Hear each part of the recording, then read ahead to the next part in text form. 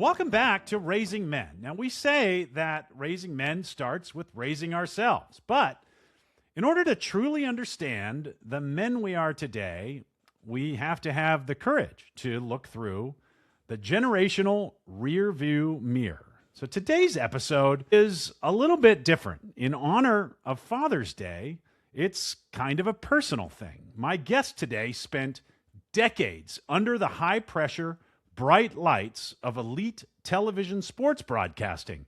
He navigated major media markets, interviewed the greatest athletes of an era, and he carried the massive cultural weight of what it meant to be a successful provider in the 1980s and 90s. He also happens to be my dad. Ted Dawson is sitting with me today. Dad, welcome to Raising Thank Men. you, Shaun. It's an honor to be here.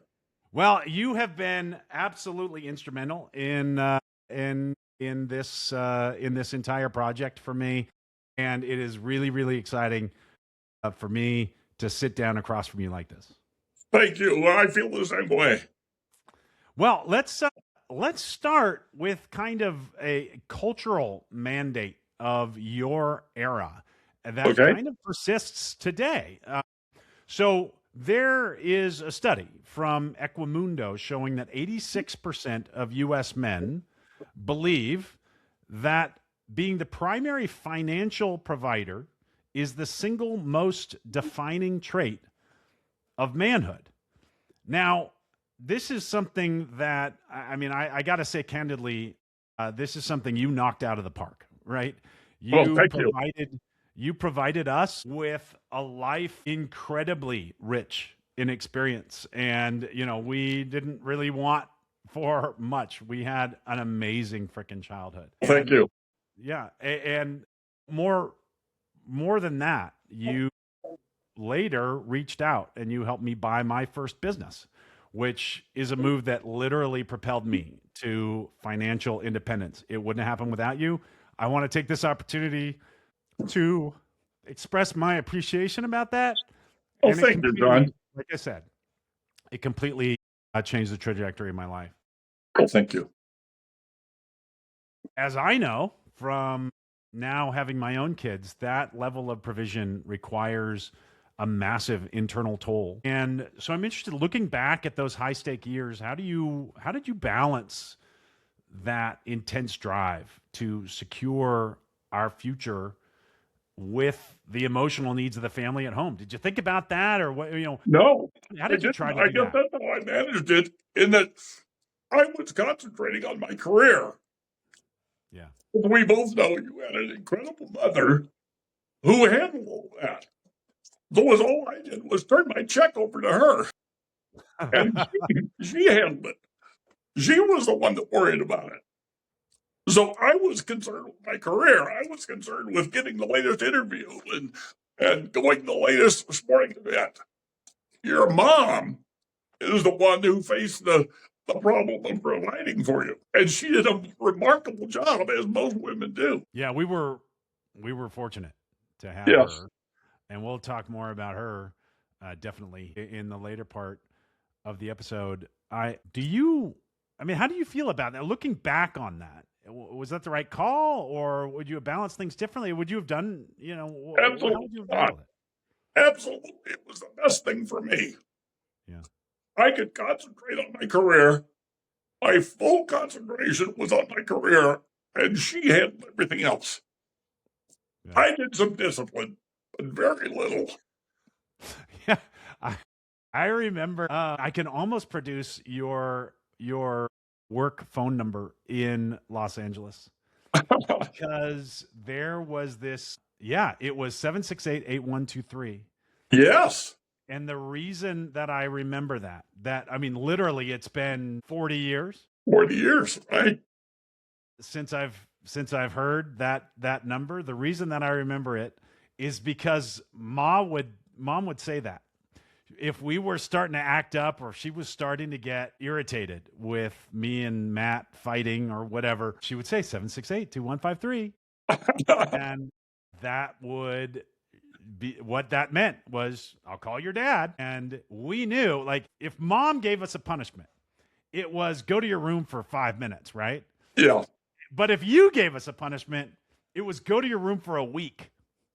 And get your butt spanked.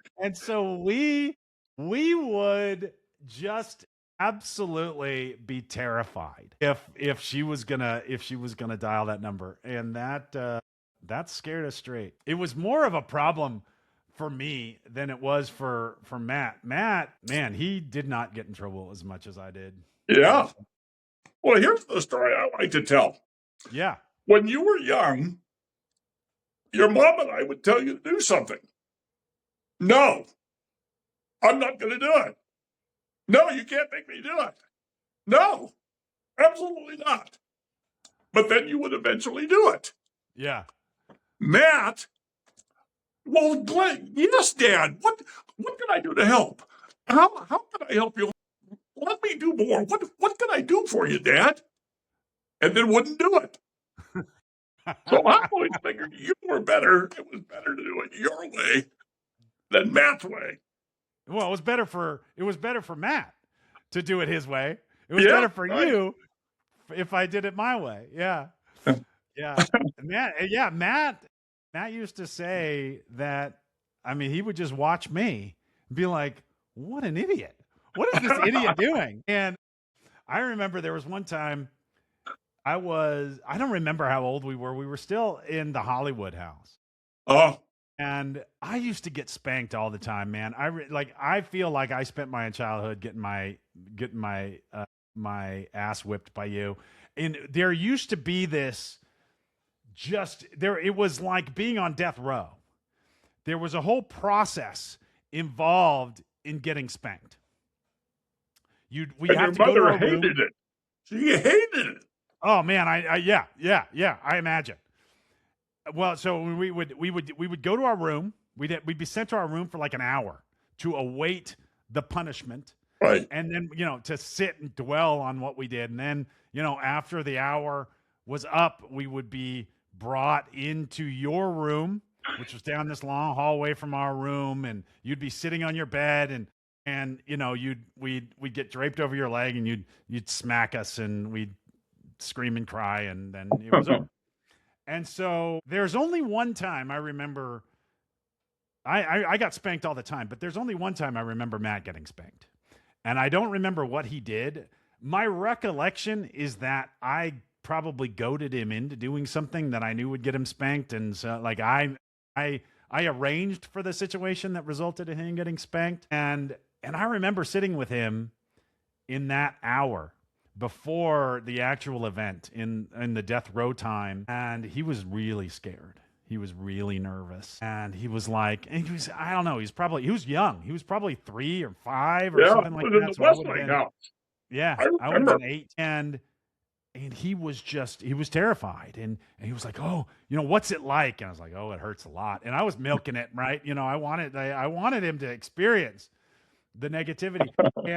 and he's like, and so I was telling him, and he's like, well, maybe I could put a book down my pants so it doesn't hurt as bad. And I said, well, he'll feel the book. And so he'll know that and then that's just going to make it all the worse. And he, he was, maybe I could put toilet paper down there. And it's the same thing, man. I mean, he's going to know that you have padding there. I said, I think it's just best. You're just going to have to go through with it. So when it finally became time and Mom came to our room to get him and to march him down the gallows and I was following behind, Mom draped him over your knee and you gave him 2 quick swats. And Matt stood up and he looked around. He goes, well, that wasn't so bad. Yeah, I know. Yeah. And I was watching this happen and I was just, no. And you grabbed him. And in my recollection, you beat him to within an inch of his life. I'm sure that's not what happened. I'm sure you had him a couple more times. That was the deal. But I did give him a couple of big ones. I just remember watching this whole thing happen. Just going, no. Oh, gosh. That was... Do you spank your kids? No. You don't? No. It's not necessarily... We roughhouse a lot. I roughhouse with my kids a lot, but it's never an angry thing. I have video of you throwing Lake across the room. Yeah, totally we might. across the room. That is a great time. He's probably 18 months old in that video. I know exactly what And video you're loved it. talking about. Yeah, Loved it. he was cackling like nobody's business. He had so much fun. Yeah, Well, we don't use physical violence like that. Uh, and I don't it's not something that I it's not like a philosophy that we've sat down and we don't do this or we do that. It's just not it just hasn't been part of our thing. I haven't okay. really thought that deeply about it. I like we we do roughhouse a lot, and there is no shortage of times when I'll be roughhousing with Lake and he'll end up crying, or Mo. Same thing, she'll just like I mean they end up crying a lot because things get out of hand. But yeah, we don't we don't spank them. But not as punishment. What Yeah. is punishment at your house? Yeah, we end up, I wouldn't necessarily call it so much a punishment. Like we use natural consequences a lot. Like there are just consequences of one of the things that we've been dealing a lot with Lake. He's 7 now, and we've been dealing with what are essentially honor code violations, where we'll give him trust to do something. So, for example, we had a situation not too long ago where he's not allowed to watch YouTube, and we have that locked down because YouTube, it turns out, is very addictive for him, and he'll like end up For me wanting too.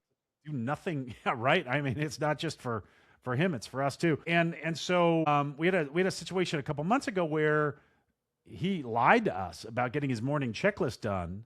He said he had it done when it wasn't done because he just wanted to get to YouTube faster. And so then, of course, when it was time to go to school, he had nothing done. And we're like, wait a minute, what the heck happened? And like, dude, you lied to us. You just and he doesn't lie. And so times like that's a really serious thing for him. And I got very upset with him. I made it really, really clear about how disappointed I was, and that really affects him a lot. And he actually started asking me for a while after that, well, what's our level of trust? And he wanted to know what it was in percentages. And I was like, okay, our level of trust is like 40% right now. And he's like, 40%. He's very upset. But as we gained more trust, he was, what's our level of trust now? And I said, well, I think it feels to me like we're around 60 or 65% now. And he's like, really? Oh, that's great. And so it was weird. And so we had this situation where we let him watch YouTube again. Same thing happened. I just let him watch a couple shows, and the same thing happened. He didn't get his whole checklist done. It's like, okay, well, I mean, you know what the consequence of this has to be. We can't let you watch YouTube in the mornings. And he's like, yeah, I understand. And he's sad about it. But I mean, we do a lot of that. There are often times where we get overwhelmed. Like I really don't want to lose my temper with them, but I'm really tempted to a lot. I get really mad at the kids. Not a ton, but there are things that they do that just really, really tick me off. And but I don't want to be screaming at them and stuff like that. And so in those circumstances, we count them, which means we count to 3, and at 3, they're in their room for a period of time, like, and they hate that. And so that's probably about 90% of it. Okay. I do want to correct something though. You Yeah. weren't a bad kid by any stretch of the imagination, so you didn't get spanked that much. It may have seemed like it, but it wasn't. I feel like I was at odds with you and Mom. I feel like I argued with Mom I constantly. think you were at odds with her more than me.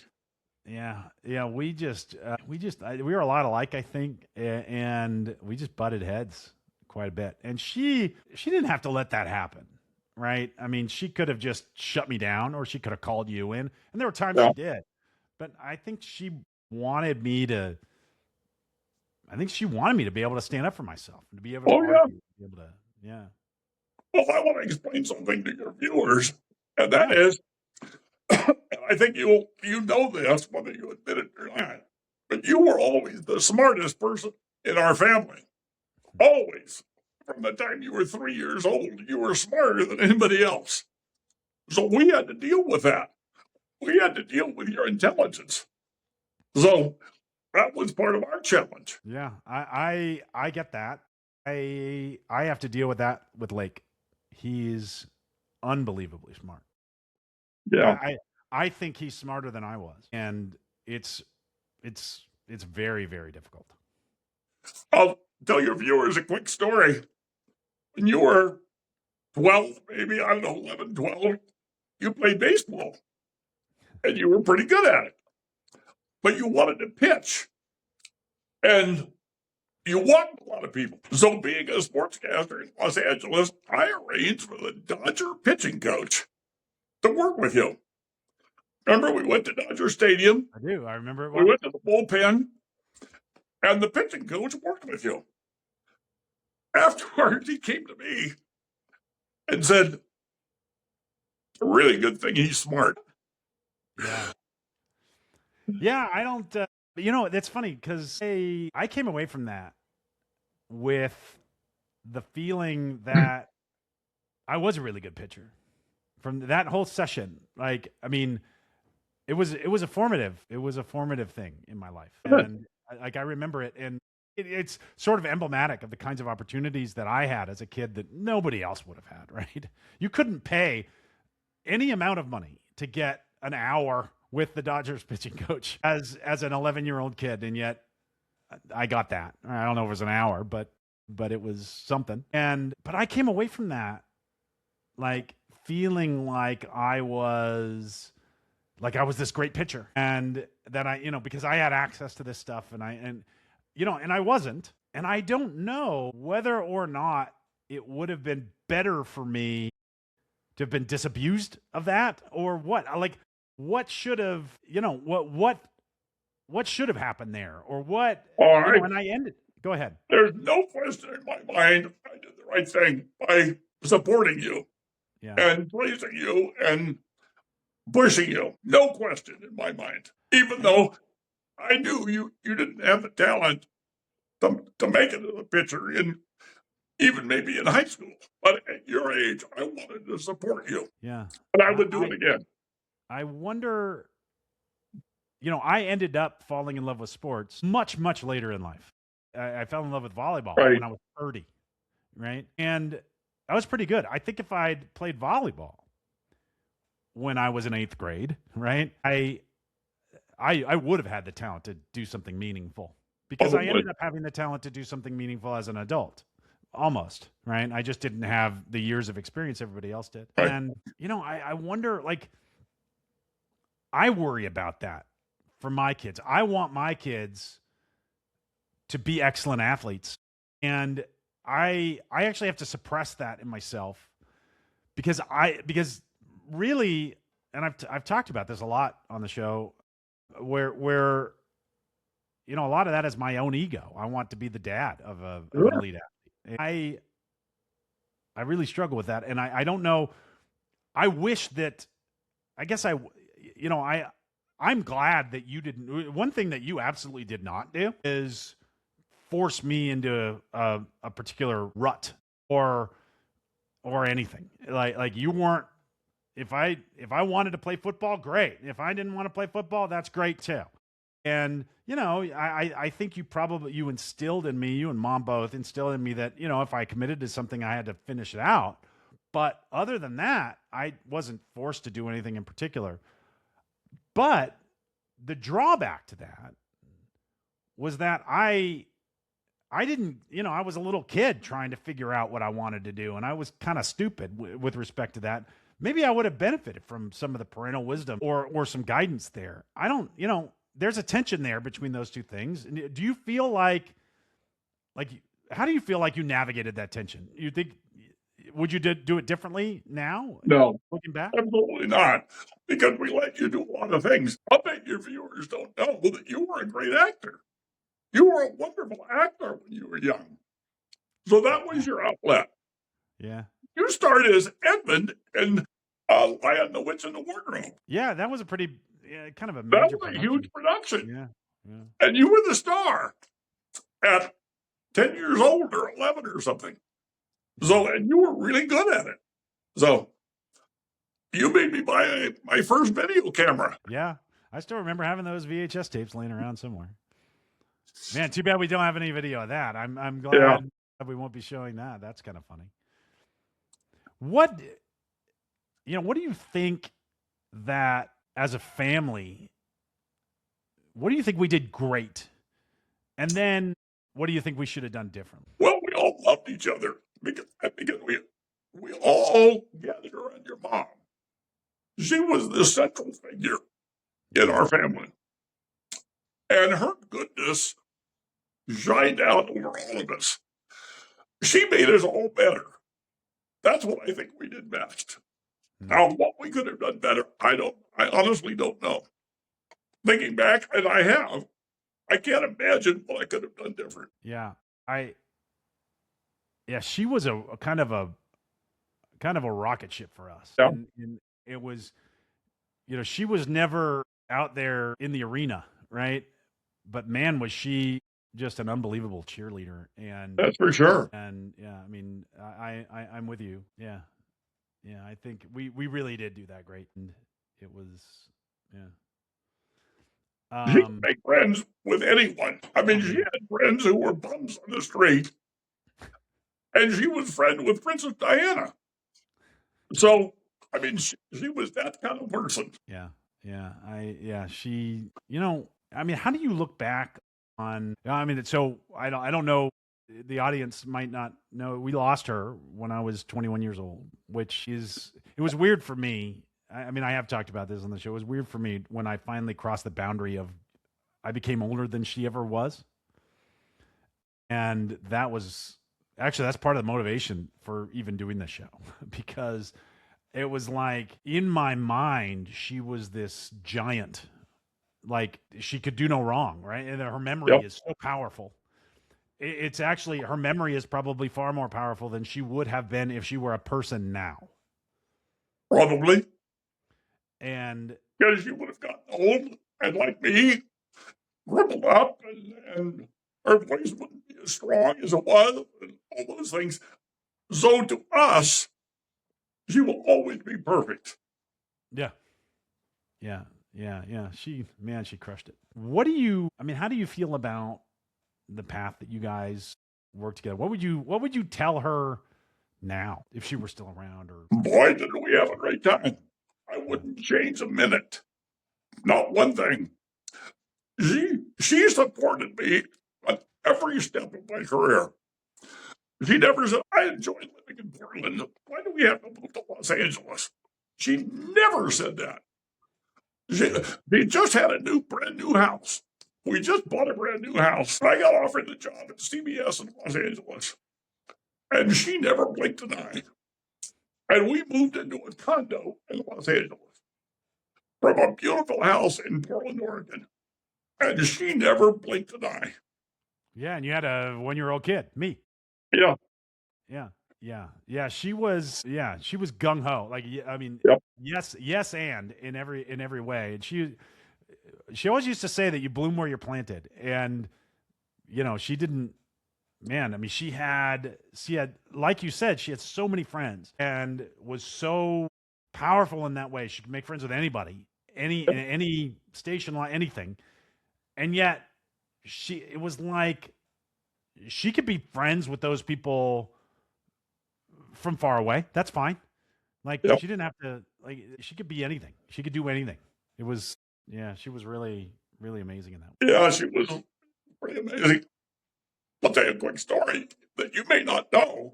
But once you kids were both in school, she wanted to get a job. So she went out and she got jobs for people, whatever that career is. Yeah. She got jobs for hundreds of people. And her greatest accomplishment was 1 year she made more money than I did. And she thought that was the best thing that ever happened to her. She was that good. That's amazing. In her side gig. Yeah. That's fantastic.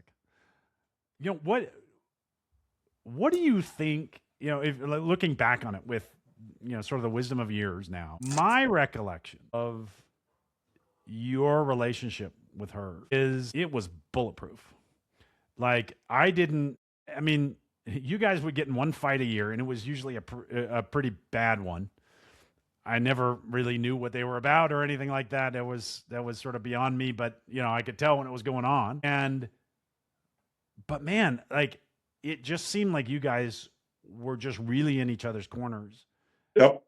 What do you Sure. think are there strategies that you were intentional about to make that happen, or did you just get lucky? I mean, was it? Well, part of it was getting lucky. Part of it is a mental thing where I'm gonna support you no matter what.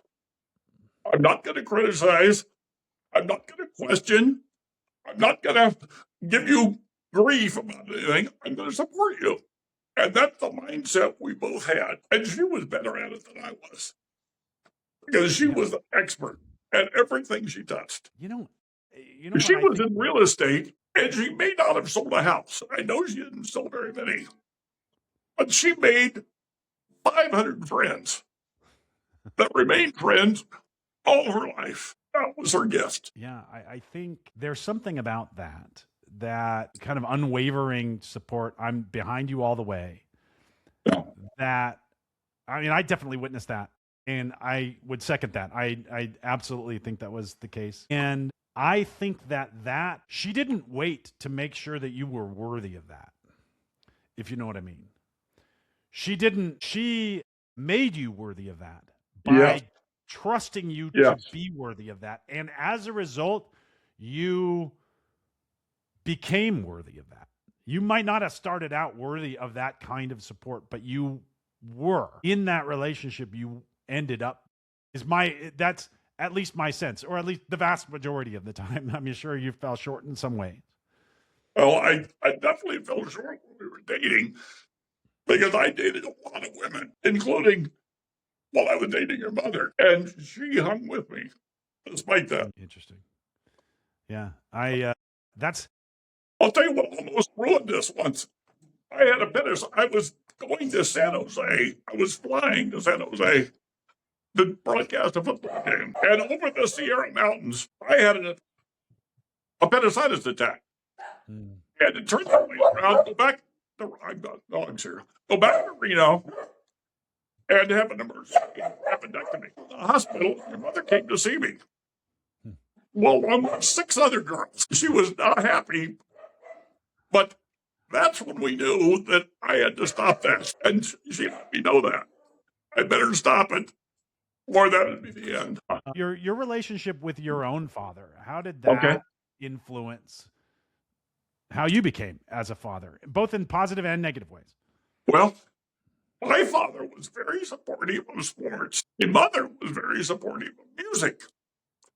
My mother wanted me involved in music. My dad in sports. So I had to do both to please them. I was always trying to please my parents. And they were childs of the Depression. They were never really satisfied. So you never could please them. So that was difficult. Yeah. But an interesting thing happened that your viewers might appreciate. But when I dropped out of medical school, become a sportscaster, my parents were very upset. And they wanted nothing to do with me. So, I had nothing to do with it. I married your mom, and we had you, and my parents weren't involved. But when I went to Los Angeles, I was invited to play in the Big Crosby National Pro-Am Golf Tournament. And my parents saw me playing golf with Lawrence Welk.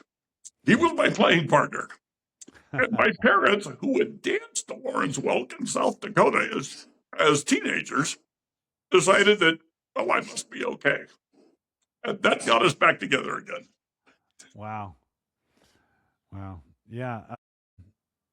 Well, your mother, sure loved Matt. She didn't care for me Well, all that much. because Matt was yes, Grandma, anything you That's want. right. Yeah. Man, she and I did not get along. She did not like conflict. No. Well, no, No, that's I not mean, true. She liked conflict if she was in charge. she liked conflict plenty. She just wanted to be on the winning side of it all. Right. Well, She was a teacher. do you think there are any aspects of your relationship with your dad that you felt was a counterexample that you wanted to not do? Yeah, my dad was always soft spoken. It was always gentle. It was always friendly. He had lots of friends. And I wanted to be like that. I never wanted to be critical like my mother was. Yeah, that's for sure. Yeah, that's interesting. I can see that. But I can see that. I mean, my mother's background, I think I've told you the story about your grandmother. Yeah. Your grandmother, my mother's mother, was born in the back of a wagon on the Oregon Trail in 1876. That's how old I am. So when they went to their homestead in South Dakota and built a homestead there, she was one of 12 children.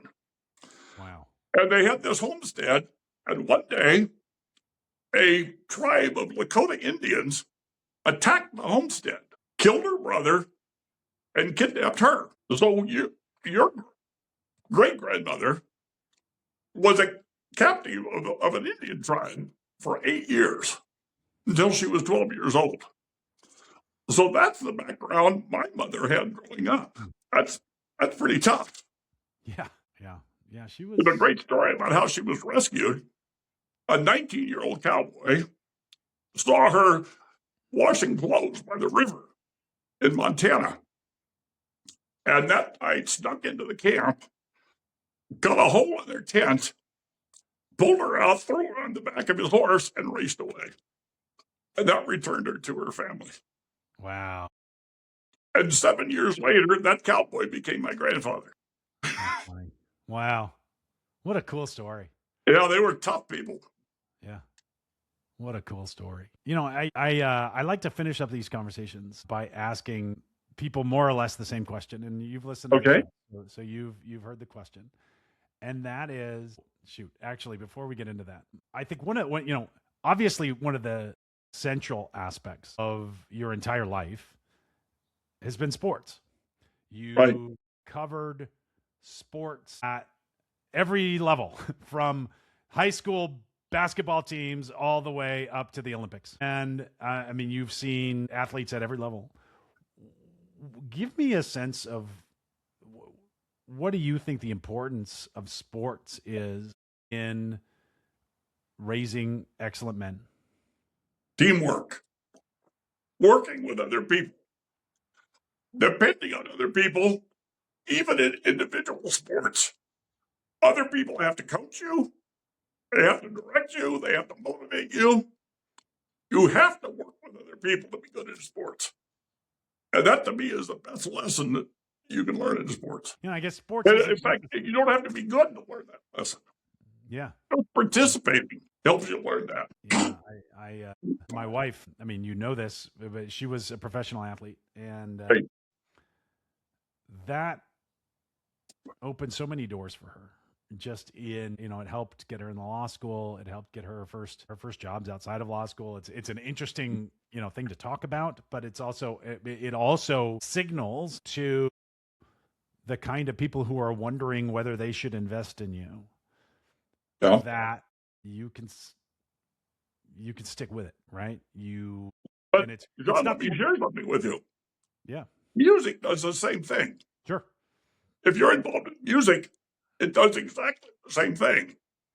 You have to rely on people. You're part of a team. I don't know whether you even know this or not, but as a teenager, I was a trumpet player and was named to the All-American Orchestra.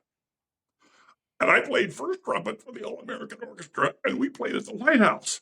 Nice. For President Eisenhower and President Kennedy. So that had a huge influence on me. I was able to meet those people. And interesting story, my grandmother, again, who was born in the back of a wagon, flew in an airplane to Washington, D.C. to meet President Eisenhower and President Kennedy.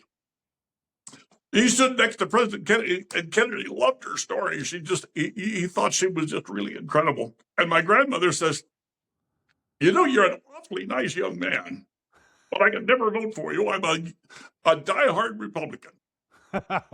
And President Kennedy said, I don't care. You don't ever have to vote for me. Just never lose that smile. That's what he said to her. I bet you would have voted for him. After that, No, maybe not. he never would have. Maybe not. Never got the chance. But that's your heritage. So, Interesting. Yeah. Interesting. Yeah, I remember. I remember the. So I had never seen you play the trumpet. I never knew that you could. We didn't have a trumpet at home or anything yeah, like that. I broke And my hand playing polo, so I couldn't use it anymore. yeah, interesting. Yeah. Okay. But I remember going, like, we went to a fair and they had like a little band there. And somehow you ended up playing the trumpet with with this band. I was blown away when I was a kid. I Yeah, was blown away that wow, you knows how to play the trumpet. It was really interesting. that was a big part of my life. Yeah. That's so funny. So you don't have to do sports if you're not Yeah. inclined, and if you do sports, you need to love it. You need to absolutely love it, just like you need to love music if you go that direction, or studies. I mean, Whatever it is. Yeah. I think you need some kind of discipline in your life other than just book learning. Yeah. But either music and sport work for me. Yeah, I think one of the those are some of the institutions that are getting really strained. I mean, there are still sports teams, but it used to be the case you could just play you'd play sports in high school. And high schools, Right. Schools had teams and then you would just play there and that was the deal. And now you actually can't really get into sports in any major way unless you play club sports. And essentially you're turning pro when you're 12 years old. If you do, you have to focus on a particular sport if you want to excel at it, and that's the only way you're getting into college. It turns into this freaking profession. Right. And so the institution has gotten, it's gotten corrupted, and we don't have true amateur sports as much in the way that we did even when I was a kid. And I really Yeah. struggle. I really struggle with what to do with my kids about, my kids have the genetic material to be unbelievably great at a sport or maybe more than one sport. And I want them to for my own reasons and for their reasons. And I want to cultivate that in them. I also don't necessarily have the time to drive them to 1,000 different sports games and try 1,000 different things. And, I don't even know that they're going to be into it, that they're going to love it Yeah. the same way. I didn't, right? I played football a Right. little bit. I didn't love it. I didn't enjoy going to football practice. I never enjoyed sports until I started playing volleyball, and then I fell in love with it. And yeah, I just don't. I think you have to take your ego out of it. I think you have to, and I think you just have to cultivate the love of it for them. And it's not Yeah. the love of excelling; it's the love of doing the thing. Participating. Yeah. Yeah. And I really struggle with that. Because I think part of the reason that I loved volleyball is because I was really good at it from the very beginning, and I excelled at it, compared to what I could have done. And Blake has that same sort of drive. He loves being good at things, and he hates being bad at things, and it's a real struggle for me. Yeah. Just point it out to them. Yeah. Let them try everything. Well, I always like to finish these conversations with by asking everybody the same question. And you've listened to the show, so you probably know what the question is. So you have the benefit that a number of other people don't, which is that I'm not Okay. necessarily springing it on you. But here's the question: if you had one principle that you would share with parents listening to this show about raising excellent men, what would it be? Support your child. Support them no matter what they do. Support their drive. Support their passion. Give them everything you can. And it doesn't mean money. And it doesn't mean the greatest coaching. It's whatever you can do to support them. And the biggest thing is to praise them and tell them, well, you're not the greatest, but you've increased today. You've gotten a little bit better today. Always praise your kids. That would be the advice I would give. Well, Dad, I really, really want to thank you for not only coming on the show today and having this discussion in honor of Father's Day, more importantly, for all the support you've given me throughout my whole life. Me too. nobody's perfect, and there are certainly ways that there are things that I'm changing about my approach to fatherhood that are different than what you would do it, because I feel like I can improve upon them. But man, you are a great dad. Thank you. Thank you very much. You're a great son. And I just appreciate it. And thanks for Mary and Mom. She was amazing. And Yeah. I miss her every day. Well, I really enjoyed it. I really appreciate it. I appreciate what you're doing and what you've become and the kind of father and husband you are. It's very special. Well, thanks for that. And happy Father's Day. Thank you. And to everybody listening, I want to challenge you this week. It's coming up on Father's Day. So pick up the phone and, think about dropping the kind of safe, performative small talk about the weather with your own dad. If he's still around, just call him up and ask him a real grounded question Yep. about the choices that he's made and your childhood. And I'll tell you from experience, that's what I tried to do in this little session. And it's really, really rewarding. And again, Dad, thanks for being part of it. Thank you for asking me. Until next time, I'm your host, Shaun Dawson.